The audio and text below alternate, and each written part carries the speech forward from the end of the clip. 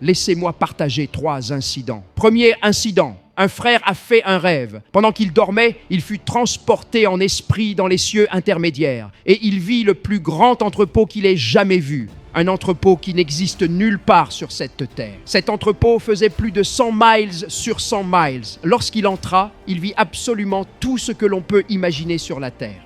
Il vit des bébés, il vit des maris, il vit des épouses, il vit des maisons, il vit des voitures, il vit des certificats d'organisation, de commerce, d'entreprise, d'emploi, toutes sortes de certificats.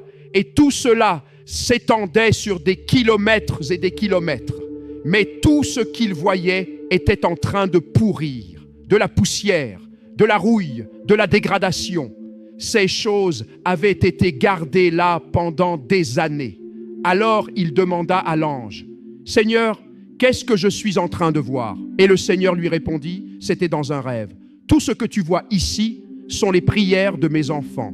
Toutes ces propriétés sont les réponses aux prières de mes enfants.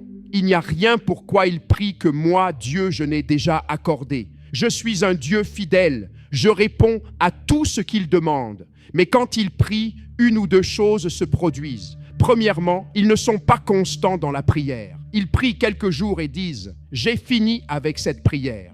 Ou bien, au milieu de leur prière, ils tombent dans certains péchés qui donnent un droit légal pour que leur conteneur soit suspendu. Sais-tu pendant que tu es assis ici que cette chose pour laquelle tu pries depuis longtemps a été exaucée depuis longtemps, mais elle est suspendue quelque part.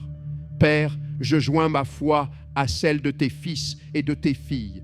Par la foi, j'étends ma main dans les cieux intermédiaires. Amen, amen, dans cet entrepôt. Amen, ce colis, ce conteneur qui appartient légitimement à ta fille, à ton fils. Je le tire vers le bas maintenant. Oui, il y a un envoi. Ton ange va venir vers toi dans les 3 prochains jours. Amen. Pour certains, ce sera dans un rêve. Pour d'autres, ce sera sous la forme d'un être humain. Amen. Reçois, reçois, reçois, reçois. Au nom de Jésus. Deuxième incident. Le deuxième incident que je veux partager avec vous est un fait réel.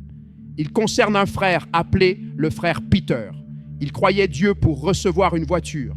Il avait besoin d'un véhicule pour la prochaine phase de sa vie. Et le type de véhicule dont il avait besoin, il calcula que cela lui coûterait 4 millions de naira. Mais ce qu'il avait en main, c'était 2 millions. Il lui manquait 2 millions. Il assista à une réunion, peut-être comme celle-ci. Et pendant que le pasteur prêchait et parlait des besoins de l'Église, il appela les gens à semer pour l'œuvre de Dieu afin que Dieu libère leurs propres besoins. Ce frère fut touché, il fut provoqué et il décida de semer une semence forte, puissante, douloureuse pour la libération de son miracle. Il sortit 200 000 naira des 2 millions qu'il avait et les sema dans le projet de l'Église. Il alla voir le pasteur personnellement et lui dit « Pasteur, je sème cette semence non pas parce que j'ai en trop. J'ai encore besoin d'1 million supplémentaire. Mais à cause de mon besoin, je crois Dieu par la foi et je libère ces 200 000. » Le pasteur fut profondément touché. Il dit « Mets-toi à genoux. » Et le pasteur relâcha une bénédiction patriarcale. Il fut provoqué dans l'esprit, il prophétisa, il déclara des miracles financiers sur ce frère. Et le frère répondait « Amen, Amen ». Il se leva et quitta ce lieu totalement convaincu qu'il allait recevoir un miracle financier. Il était sûr, parce que dans l'esprit, cela s'était déjà produit. Mais voici ce qui s'est passé dans le monde spirituel. Plus tard, Dieu révéla cela au pasteur sous forme de vision, car ce frère a fini par abandonner la foi à cause d'une percée suspendue. Et c'est le pasteur ayant reçu la vision qui put l'appeler et lui dire « Voici ce qui t'est arrivé. Écoute bien. » Lorsque le pasteur pria pour lui et relâcha la bénédiction, son ange monta au ciel. Il arriva devant le trône de Dieu. Il présenta le dossier de Peter à Jésus. Jésus examina son dossier. Il vérifia les dîmes, les offrandes, la fidélité. Il était qualifié. Alors Jésus alla vers le Père et dit « Père, Ce fils, Peter, est qualifié. Il demande une voiture. Et selon ta parole, tout ce que nous demanderons en mon nom nous sera accordé. Peux-tu lui libérer une voiture ?» Et le Père envoya un ange depuis son trône. Il envoya un ange portant une proposition d'affaires qui devait lui apporter des millions de naïras, une percée financière. Le nom de Peter était attaché à ce miracle financier. L'ange fut libéré du trône de Dieu pour apporter cela à Peter sur la terre. Mais lorsque l'ange arriva au point de contrôle des cieux intermédiaires, la douane spirituelle, l'immigration spirituelle, les anges déchus, lorsqu'il voulut passer, l'officier principal dit « Hé, qui va là? Qu'est-ce que tu transportes ?» L'ange répondit « Je transporte un colis pour Peter. Il est qualifié, il a payé le prix. Dieu m'a envoyé. » Mais l'ange déchu répondit « Non, ces papiers ne sont pas en règle. » Quel papier? Dans sa lignée ancestrale, les archives montrent qu'il y a une malédiction sur cette famille. Et cette malédiction dit « Personne ne prospérera. » Personne dans sa famille n'a jamais conduit une voiture. Il existe des documents, il existe des preuves. Même s'il est enfant de Dieu, il n'a jamais réglé ce problème. Nous avons donc un droit légal pour intercepter son conteneur. Un autre ange déchu s'est approché et a ajouté « En plus de tout cela, son père, son grand-père et son arrière-grand-père sont les gardiens d'une idole ancienne, d'un sanctuaire ancestral. Ce sanctuaire est la source de la malédiction, de frustration et de pauvreté. » Un autre ange déchu apparut encore et dit « À sa naissance, il a reçu des marques tribales. Ces marques tribales servent à activer le sanctuaire et l'autel familial. » Un autre apparut encore. Ils venaient tous avec leurs accusations. L'ange envoyé par Dieu se retrouva maintenant face à environ 5 anges déchus, 1 contre 5.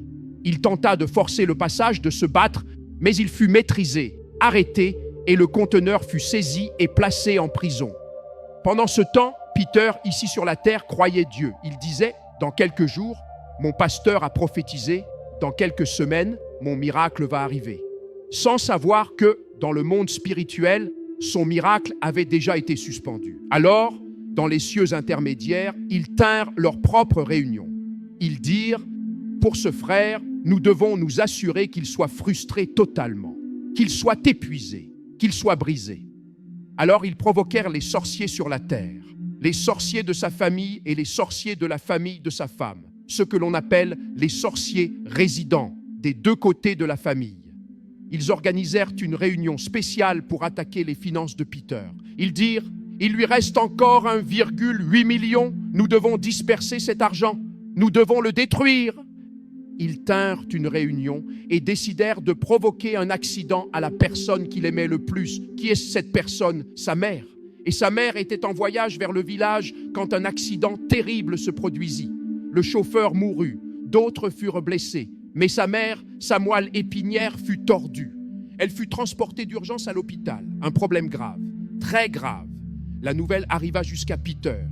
Ta mère a eu un accident très sérieux, la colonne vertébrale, elle est à l'hôpital. Il a couru. On lui dit, apporte 1 million. À cause de son amour pour sa mère, il libéra 1 million. Que cela n'aille jamais bien aux sorciers de ta famille. Amen. Ensuite, les sorciers poussèrent le propriétaire à lui donner 1 semaine de préavis pour quitter la maison. Pendant qu'il luttait avec cela, une autre nouvelle arriva. Sa mère est morte. Tu as déjà dépensé 1 million. Et peu importe tout l'argent dépensé, les médecins ne purent rien faire. L'argent est parti. Maintenant, il fallait préparer les funérailles de sa mère. Cela allait coûter au moins 1 ou 2 millions. Il alla emprunter de l'argent pour organiser l'enterrement. À la fin des funérailles, il était en déficit total. Il n'avait plus de maison, plus rien. Il fut tellement découragé qu'il arrêta d'aller à l'église. Il perdit sa vie de prière. Il perdit sa consécration. L'alcool qu'il avait abandonné depuis des années, il recommença à boire. C'est alors que Dieu visita le pasteur et lui montra en vision ce qui était arrivé à son membre. « Monsieur, je vous dis quelque chose. Ce frère Peter, c'est vous. Oui, c'est vous.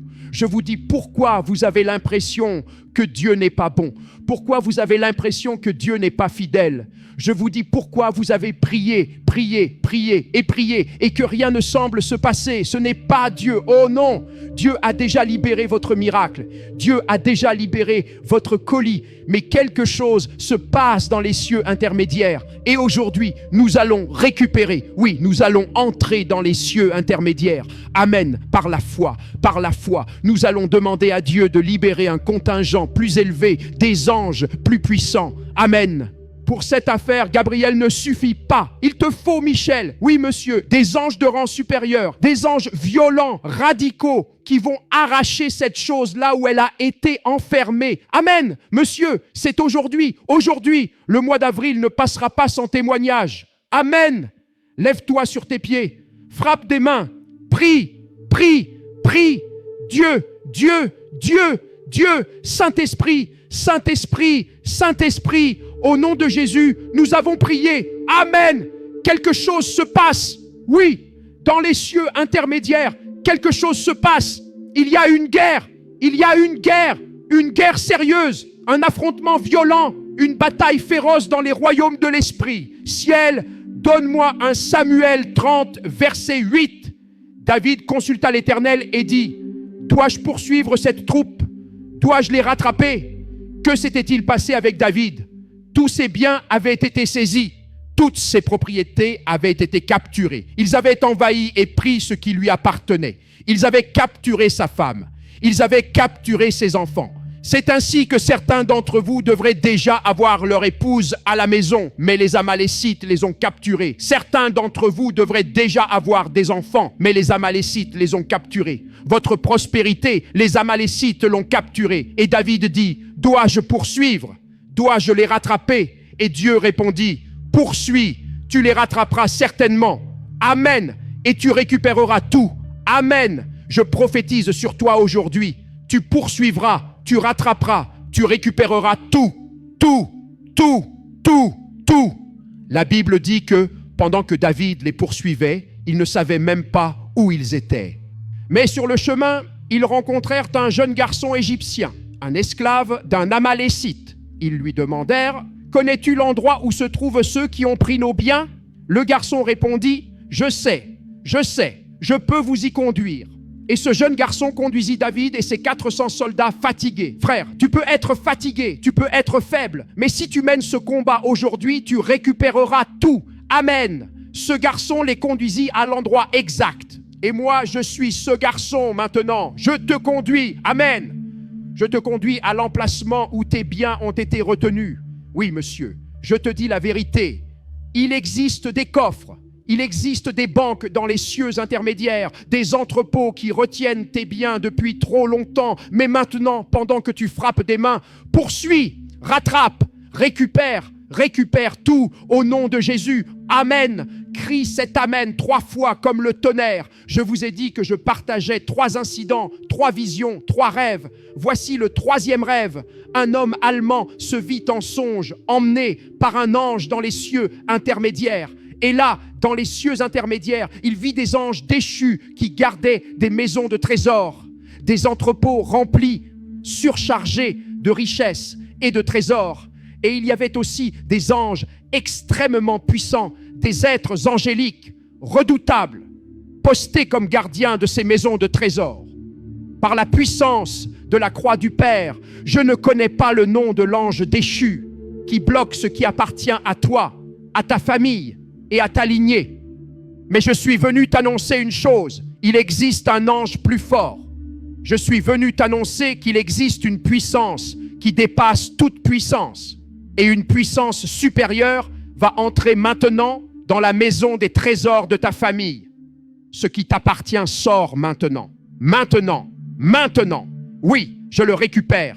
Je le récupère. Je le récupère. L'homme qui fit ce rêve se demandait « Comment allons-nous passer cette chaîne de gardiens puissants, ces anges déchus redoutables ?» Alors l'ange du Seigneur, qui était avec lui, lui dit « Prends ma main. » Il prit sa main. Et soudain, ils traversèrent la porte. Ils franchirent la garde. Et ils entrèrent dans la maison des trésors. Par la foi, je prends ta main maintenant. Je me connecte à toi. J'entre maintenant dans la maison des trésors de ta famille. Oui, dans ta maison ancestrale de trésors. L'entrepôt qui t'a été légué par Dieu il y a plusieurs générations, mais que l'ennemi a capturé.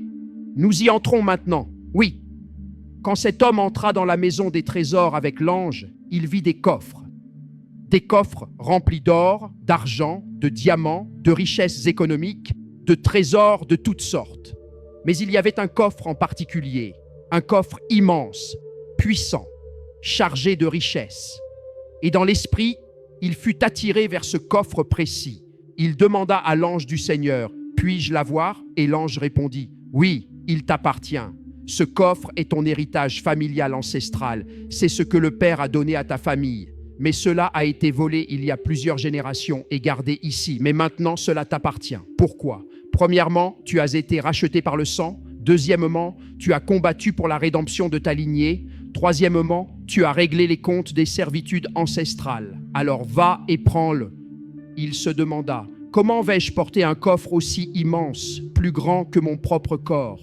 L'ange lui dit simplement, « Prends-le. » Et à cet instant, une force surnaturelle entra en lui. Il souleva ce qui était plus grand que lui. Et immédiatement, il se retrouva dans le 3e ciel, devant le trône de Dieu. Il déposa les trésors aux pieds de Jésus et remercia Jésus pour le prix de la rédemption. C'est à ce moment-là qu'il se réveilla. Et dans le monde physique, dans les 3 jours qui suivirent, il commença à recevoir des percées financières qu'il n'avait jamais connues de toute sa vie. Des choses qui avaient été bloquées, retenues, enfermées pendant des années. En 3 jours, tout s'ouvrit. Tout. Amen.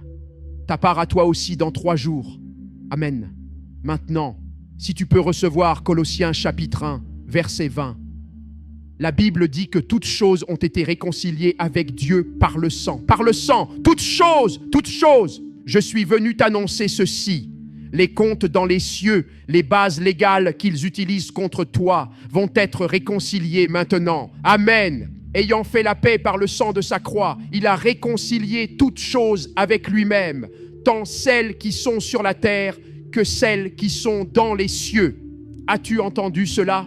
Oui, monsieur. As-tu entendu cela? Oui, monsieur, le sang va entrer dans les cieux intermédiaires. Il va réconcilier tous tes comptes, chaque accusation ancestrale qu'ils utilisent contre toi. Le sang va combattre ce combat. La puissance de 1 Pierre, chapitre 1, versets 18 et 19 dit « Vous avez été rachetés, non par des choses corruptibles comme l'argent ou l'or, de la vaine manière de vivre transmise par vos pères, mais par le sang précieux. » Monsieur, le sang rachète. Racheter signifie acheter de nouveau, acheter de nouveau. Cette douane spirituelle, ce poste de contrôle dans les cieux intermédiaires qui dit « Tu n'as pas payé les frais de blocage. » Le sang va payer. Amen. Le sang va racheter. Tout ce que tu as perdu te revient par le sang. Par le sang, par le sang, par le sang. Dieu t'a armé. Oui, il t'a armé avec 1 Pierre 1, 18 à 19. Il t'a armé avec Colossiens 1, 20. Il t'a armé avec un Samuel 38. Là où David a dit, je poursuivrai, je rattraperai, je récupérerai tout. Amen. Dieu t'a armé avec tout ce qu'il faut pour récupérer absolument tout. Il n'y a aucune raison pour que le mois d'avril se termine sans témoignage. Aucune. Je t'ai armé pour qu'un contingent supérieur d'armées angéliques soit libéré en ta faveur. Amen. Pour combattre ce combat et pour récupérer ce qui t'appartient maintenant avec les munitions que je t'ai données. Lève-toi, frappe des mains, commence à prier, récupère tout, rédemption par le sang, le sang de Jésus. Je poursuis, partout où ils ont pris, je reprends, je récupère mon héritage, je récupère mes promesses, puissance, Saint-Esprit, prie, entre dans l'heure de la prière. Je rachète par le sang de Jésus mon héritage. Je rachète ma femme. Je rachète mes enfants. Je rachète mon avenir. Je rachète mon héritage surnaturel. Je rachète mon commencement. Je rachète ma destinée. Maintenant, j'entre dans les cieux intermédiaires. Au nom de Jésus, Au nom de Jésus, nous avons prié. Amen. Au nom de Jésus. Amen. Je veux vous assurer d'une chose. Il y a en ce moment une guerre très sérieuse, une bataille très intense dans les cieux intermédiaires. Amen. Je veux vous assurer maintenant que pour beaucoup d'entre vous, les anges qui étaient emprisonnés avec vos conteneurs ont été libérés. Amen. La prochaine prière que vous allez faire maintenant, c'est une prière pour alimenter votre ange. Écoutez-moi bien. La prière incessante de Daniel, les 21 jours de jeûne et de prière, c'était le carburant, c'était l'essence qui a donné la force à son ange pour traverser et venir avec le conteneur. Donc maintenant, vous allez prier une autre prière. Cette prière, c'est mettre du carburant dans le réservoir de votre ange. Oui, monsieur, afin qu'il atterrisse. Amen. Qu'il atterrisse correctement. Il ne doit pas attendre jusqu'en mai. Non, il ne doit pas attendre jusqu'en juin. Vous allez mettre assez d'essence. Il ne s'arrêtera pas en chemin. Oui, monsieur, frappez des mains. Priez maintenant. Mettez le carburant. Mettez le feu. Présentez le carburant aujourd'hui. Dis, tu es libéré pour ma percée financière. Tu es libéré pour ma guérison. Tu es libéré pour mon mariage. Tu es libéré pour mon élévation. Mon ange repart. Encore, encore. Oui. Amen. Écoutez, écoutez, écoutez-moi très attentivement. Quand vous rentrerez chez vous ce soir, chargez votre téléphone avec des données. Ce même message, écoutez-le encore, entre 23h, minuit, 1h du matin. Oui, allez sur Facebook ou sur YouTube, réécoutez ce message, parce que dans cette heure de minuit, vous allez encore faire la guerre. Cette guerre, car ce mois ne doit pas passer ainsi. Vous ne marquerez plus le pas, vous ne tournerez plus en rond. Vous allez devenir un amas de témoignages. Amen. Mon Dieu, les témoignages seront lourds, ils seront nombreux. Amen.